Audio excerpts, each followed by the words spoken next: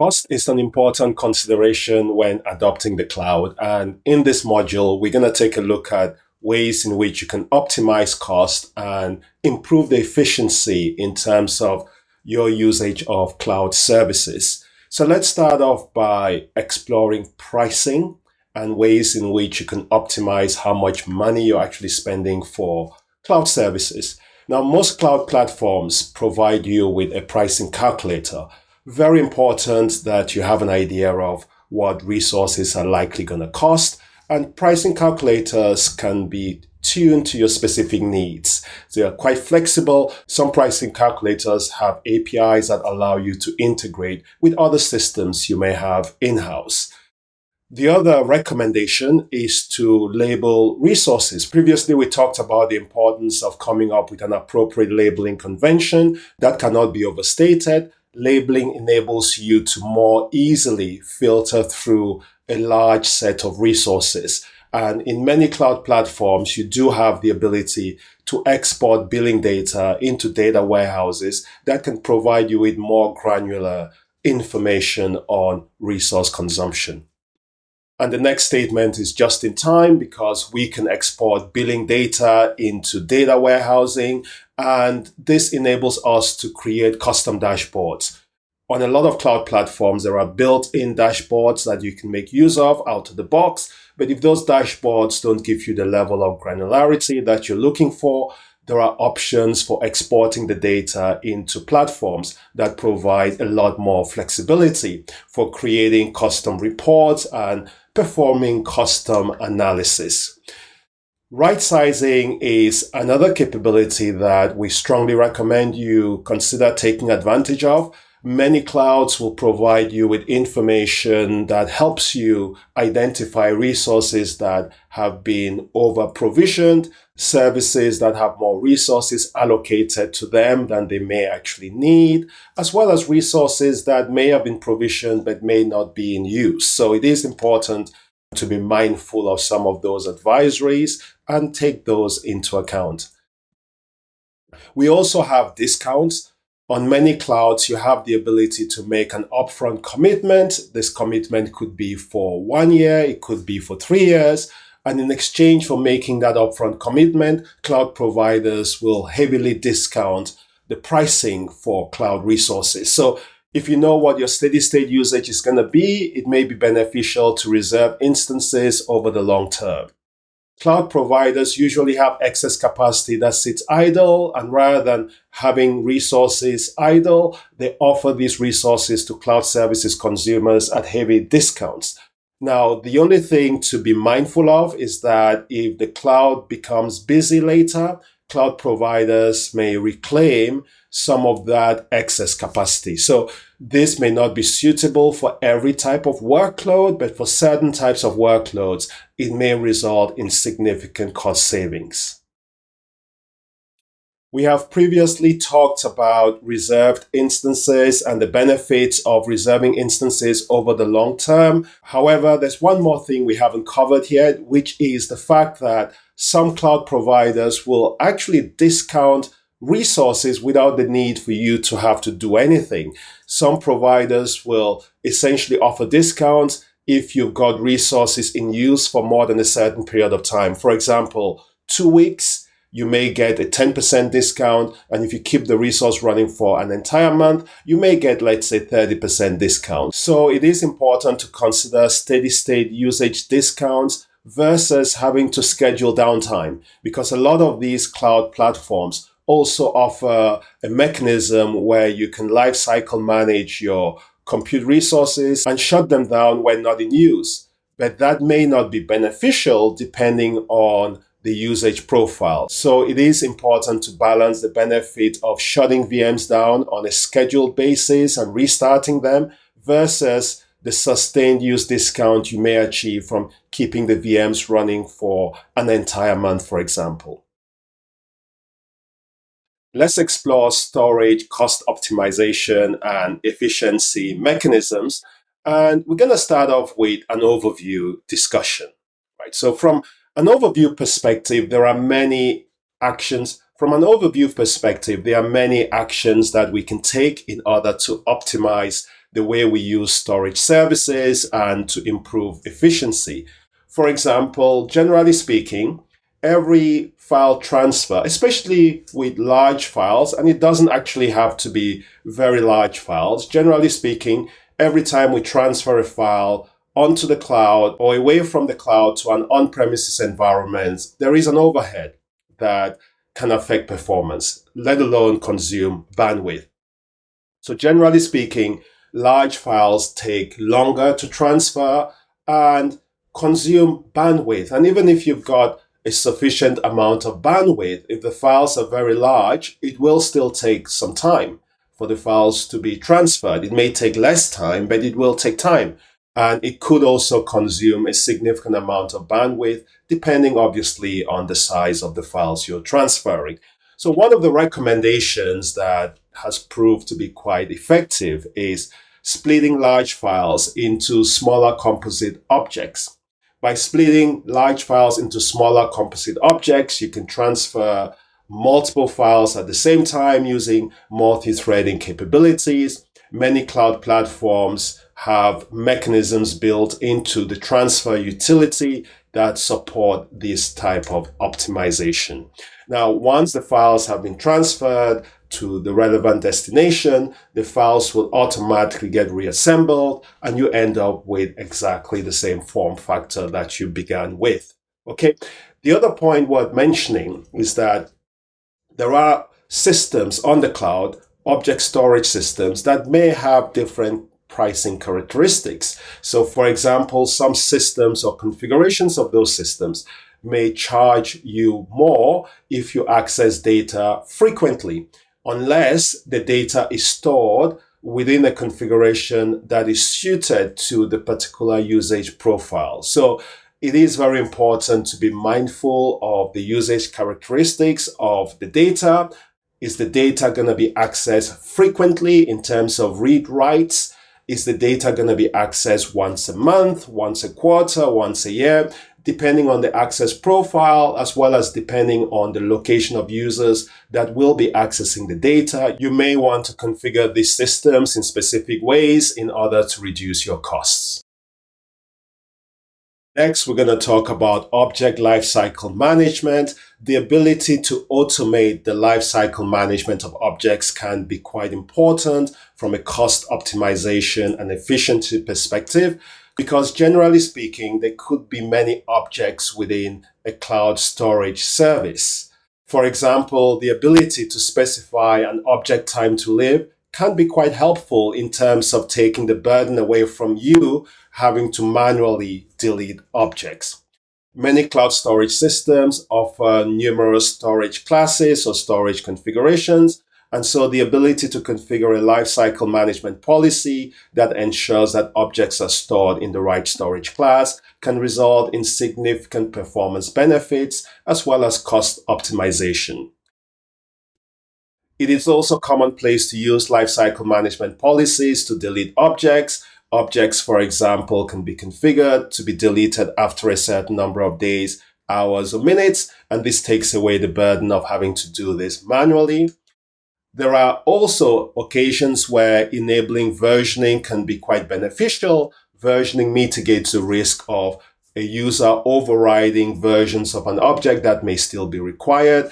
The only thing I would ask you to be mindful of is, despite the obvious benefits of versioning, it is important to configure the maximum number of versions that need to be retained. Limiting the number of versions is prudent because each version uses an identical amount of storage. So the more versions you have, the more storage capacity you require.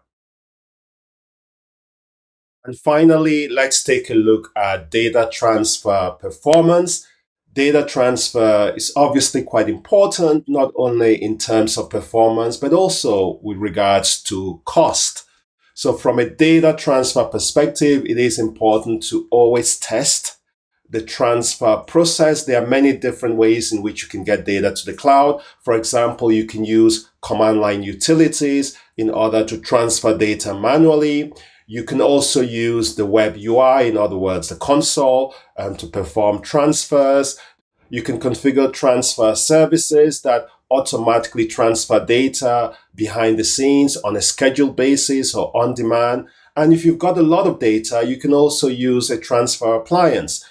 So aligning with the characteristics and the size of the data is very important from a performance point of view.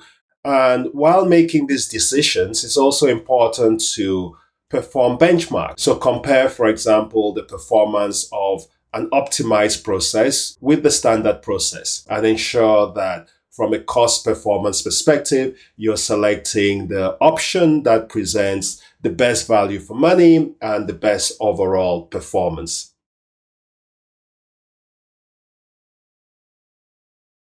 In the next section, we're going to explore networking. Networking is obviously a very, very important consideration, and that's an area that typically surprises a lot of customers that are migrating to the cloud. They tend to forget about network-related costs. So let's take a look at ways in which we can optimize cost and efficiency with regards to leveraging networks on the cloud.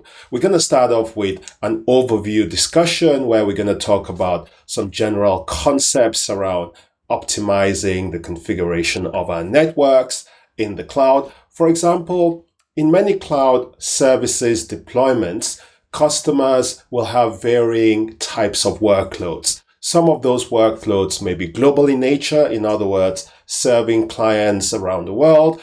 Other workloads may be regional, in other words, serving users in a specific location.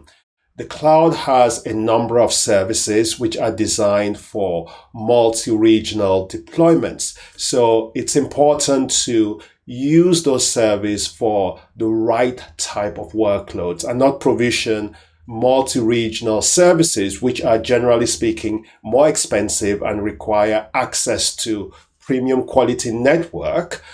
It's important not to assign those services to regional workloads, which do not require multi-regional access. Now, when we talk about premium services, we're referring to services such as global load balancers, where that exists. Not all cloud providers have this, but some. For example, the Google Cloud offers a global load balancer. Most cloud providers will offer content distribution network capabilities, network address translation, VPNs. A lot of these services are services that are typically offered on the premium network. When we talk about network configuration, we typically imply deploying compute-based resources on specific networks. This is typically done as a configuration on the compute instance itself, or if you're using mechanisms such as auto-scaling, typically instances are created using templates, and so the template will capture the configuration of the associated network where the compute engine resource has to be deployed. Now, there are different network tiers. As I mentioned earlier, these network tiers have different communication paths and they've also got different performance characteristics. So it actually helps to explore these network tiers in a little bit more detail, and we're going to do that in a moment.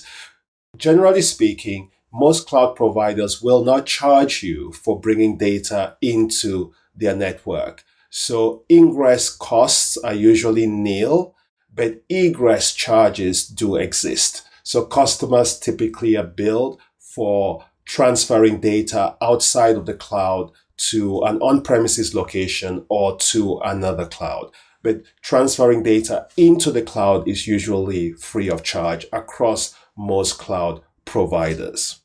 So with that said, why don't we take a look at the premium tier configuration? So the premium tier is the network that the cloud provider has full control over. In many cases, this may even be owned by the cloud provider fully or partially, and therefore the cloud provider has the ability to optimize performance and create a differentiated value proposition.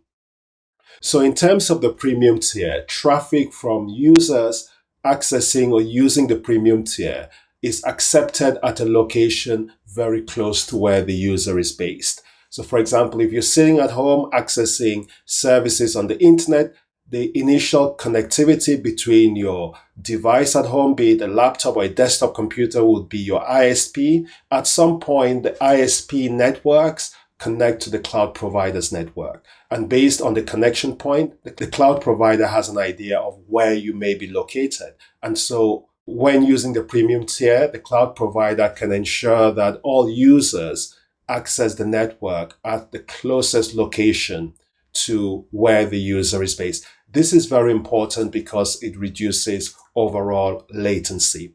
Additionally, with the premium tier, most clouds would actually retain traffic within the premium network, and traffic will exit the premium network at a location close to the destination. Once more, this is designed to improve performance and reduce latency. Additionally, it also results in a higher level of security because the premium tier is typically over a private network. Now, given that the premium tier is a premium service, it usually comes with an additional cost. So egress cost from the premium tier to destinations outside of the network or outside of the cloud environment are usually higher than, let's say, costs associated with other more standard tier network services.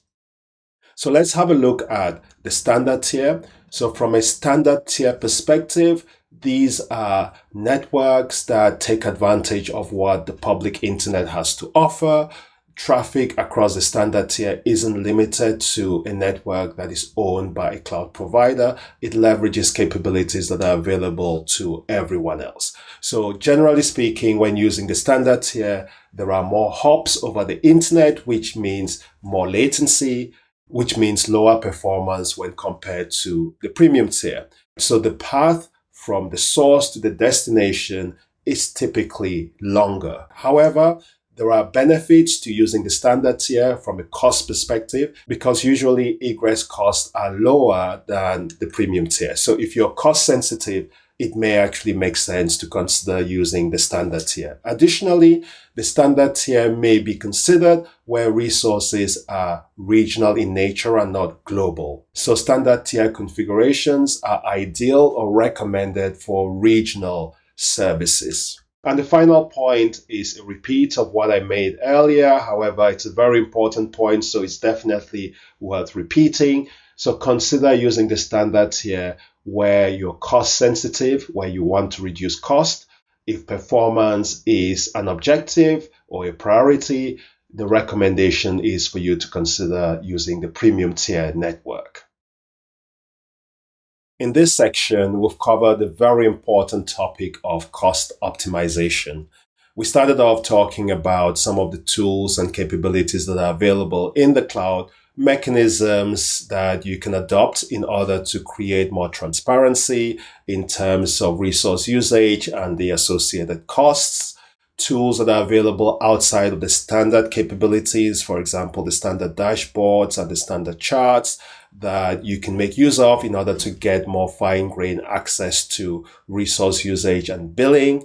And we subsequently had a look specifically at storage and networking services from a cost optimization and performance perspective. Now, as we move on through this program, we're going to have an opportunity to revisit the subject of cost optimization as we dive deeper into specific aspects of the cloud.